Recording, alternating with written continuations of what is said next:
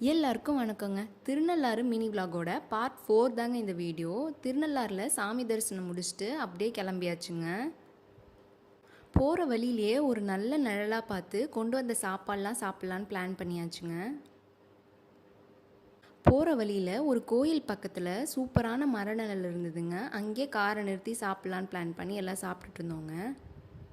அந்த கோயில் ரொம்பவே அமைதியான ஒரு இடத்துல இருந்ததுங்க. ஆனால் நாங்கள் போன ஒரு 10 நிமிஷத்துலேயே நிறையா பேர் வந்திருந்தாங்கங்க சாமி கும்பிட. அப்புறம் தாங்க சொன்னாங்க அது ரொம்பவே சக்தி வாய்ந்த அம்மன்னு. நாங்களும் அங்கே கும்பிட்டுட்டு அப்படியே கிளம்பியாச்சுங்க.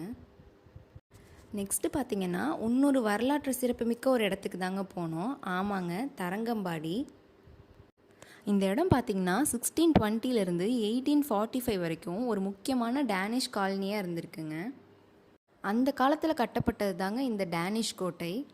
அந்த கோட்டைக்குள்ளே பார்த்தீங்கன்னா ஒரு சின்ன மியூசியம் இருக்குங்க. அவங்க யூஸ் பண்ண திங்ஸ், அப்புறம் அந்த கோட்டைக்குள்ளே எல்லாம் எப்படி இருந்துச்சு அதெல்லாம் இருக்குங்க. பார்க்குறதுக்கே ரொம்ப சூப்பராக இருக்கும்.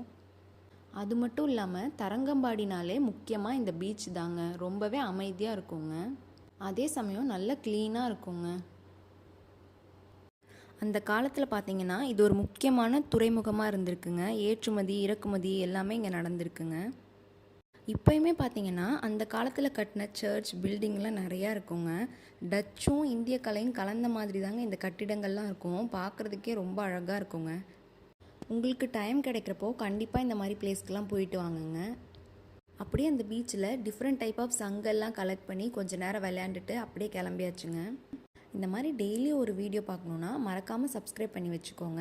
அப்புறம் வீட்டுக்கு வந்ததுக்கப்புறம் மஷ்ரூம் பிரியாணி, பாயசம், ஒயிட் ரைஸ், ரசம், பஜ்ஜிலாம் வச்சு சாப்பிட்டுட்டு டேவை முடிச்சாச்சுங்க. தேங்க்ஸ் ஃபார் வாட்சிங்.